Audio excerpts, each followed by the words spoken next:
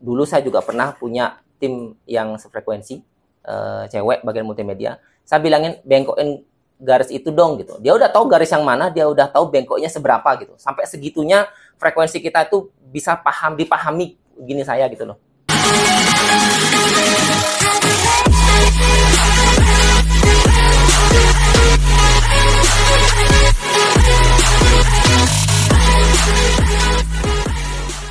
Di umur segini, dengan pengalaman seperti itu, dengan hal-hal yang sudah Mister bisa ambil perspektifnya dari lebih banyak sudut pandang lagi, apa yang ingin Mister lakukan seandainya Mister meninggal 10 tahun lagi deh, 5 atau 10 tahun lagi. Seandainya nih Mister sudah tahu nih Mister kapan meninggal, apa prioritas utama Mister yang harus Mister lakukan?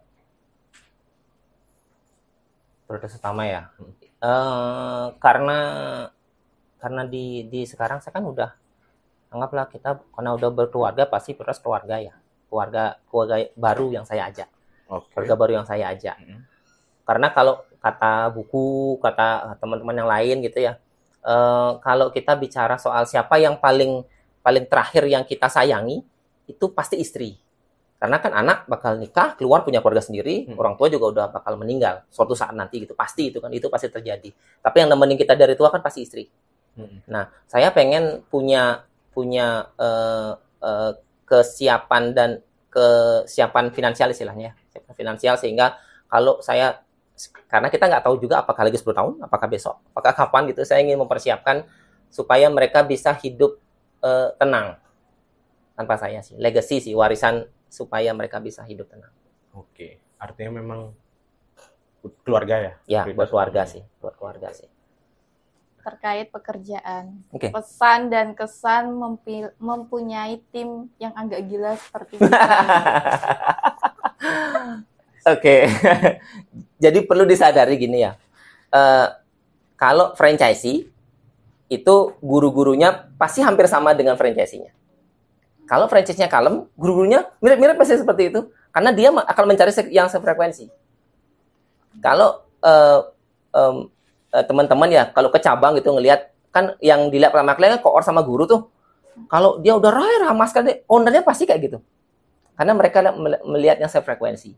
Nah, kalau kalian ini, sih sefrekuensi dengan saya. Makanya memang sebaiknya seperti itu, yang sefrekuensi. Sehingga dulu saya juga pernah punya tim yang sefrekuensi, cewek bagian multimedia. Saya bilangin bengkokin garis itu dong gitu. Dia udah tahu garis yang mana, dia udah tahu bengkoknya seberapa gitu. Sampai segitunya frekuensi kita itu bisa dipahami gini saya gitu loh. Tinggal bilang gitu aja gitu. Jadi sangat perlu dan saya sangat bahagia bersama kalian. Mari keluar. Video ini tidak akan pernah terhapus ya kalau di YouTube ya. Kecuali akunnya dihapus. Kecuali saya ngapus. Oke. Pesan untuk Mister 5 tahun lagi dari sekarang. 5 tahun. Dekat ya berarti ya. 2028. Ya. 2028 ya. Oke.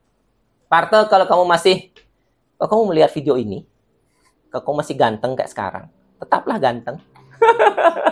Tetaplah jadi manusia yang optimis, tetap jadi manusia yang jujur, tetap jadi orang yang humoris, yang mudah-mudahan orang-orang di sekelilingnya bisa bahagia dengan kehadiranmu. Itu mungkin. Tips atau wejangan untuk orang-orang yang mulai masuk umur 25 tahun. Kan kita di sini kan ini nih 25 kan, OTW 25. Ya, OTW 25 itu udah tua di belakang.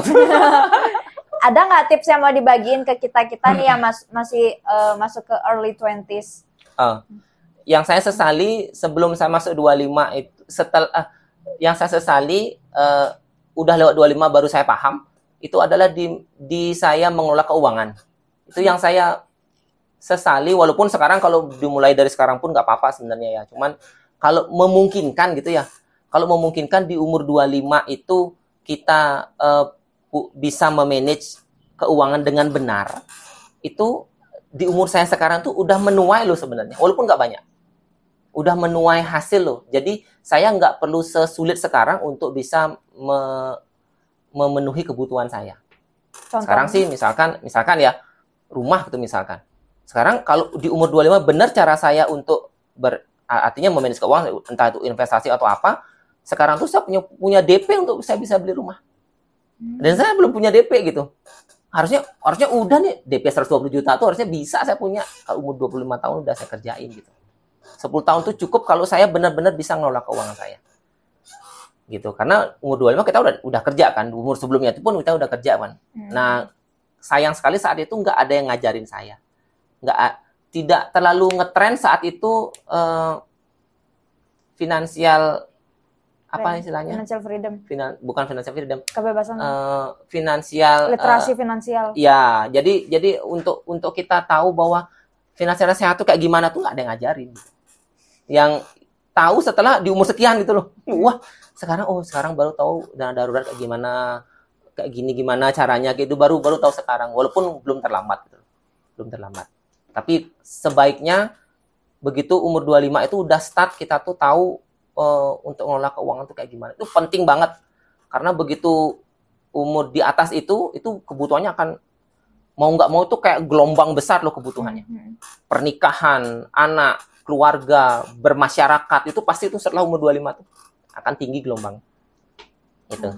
Nah, itu kan terkait bujang sama sudah berkeluarga. Nah, kalau dalam berkeluarga, Mister punya nggak hal atau seseorang yang dijadikan panutan dalam hidup, menjalani hidup atau bahtera rumah tangga gitu dalam keluarga?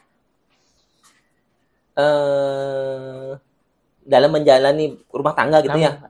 Panutan atau kiblat mungkin orang gitu. Sebenarnya saya nggak pernah mengidolakan seseorang itu terlalu menjadikan panutan benar-benar patokan hidup gitu ya. Nggak pernah saya sih menjadikan orang seperti itu. Cuman saya belajar dari banyak orang. Misalkan dulu masih almarhum bapak masih hidup, saya pernah tanya ke bapak kan ngidupin 3 orang anak nih. 3 orang anak yang beliau itu fokusnya ke pendidikan kan. Terus hutang, beliau sampaikan ada hutang di 2 bank, hutang di sekian bank. Tapi bisa nih anak-anaknya tumbuh dengan baik gitu maksudnya. Tumbuh dengan baik, sekolah dengan baik, hidup dengan baik gitu kan. Melalui banyak rintangan itu. Saya tanya, gimana caranya nih supaya bisa ngelewatin itu? Saya tanya kan, supaya kan ini kita mau nggak mau akan pernah melalui itu nantinya gitu ya. Akan melalui hal itu nantinya.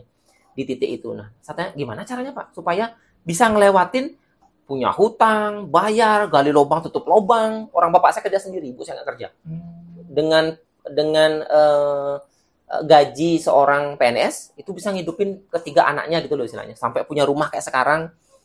Itu gimana perjuangannya, gimana caranya mengelola uangnya itu sehingga bisa seperti itu, gimana caranya supaya bisa bayar hutangnya, tak tanya sampai segitunya saya tanya kan. Bapak saya cuma bilang dilalui aja, nggak pernah bapak punya pemikiran gini ya, strategi itu nggak pernah. Pokoknya kalau sekarang perlu diusahakan sekarang gimana caranya, nanti pasti akan berlalu. Semua itu pasti akan berlalu. Baik itu kesulitan pasti akan berlalu. Kesenangan juga udah senang-senang sekarang pasti akan berlalu. Jangan terlalu senang. Kalau kesedihan juga jangan terlalu sedih karena pasti akan berlalu. Itu sih yang saya dapat dari bapak saya, sehingga saya tahu yang harus saya lakukan tuh adalah keep moving forward gitu loh. Jalan aja terus gitu. Makanya ada kutipan yang saya suka, yang saya pakai sampai sekarang ya, di Finding Dory. Dory itu kan dia tuh short term memory loss ya, maksudnya dia ingat sekarang, Benjamin lupa lagi gitu kan di filmnya itu. Terus ada satu makhluk laut yang bingung tentang rencana. Gimana rencananya apa? Harus ada rencana apa sekarang gitu. Si Dory bilang, rencana untuk apa rencana gitu? My best planning is doing, dia bilang gitu. Rencana terbaik saya adalah lakuin aja. Pokoknya di setiap kita melakukan yang menurut kita baik itu pasti ada jalan. Itu yang saya percaya. Pokoknya nggak pernah saya memplanningkan sesuatu terlalu detail, karena saya selalu menjalankan planning saya adalah selalu terus berjalan, sehingga nggak berhenti di satu titik. Itu sih kalau saya.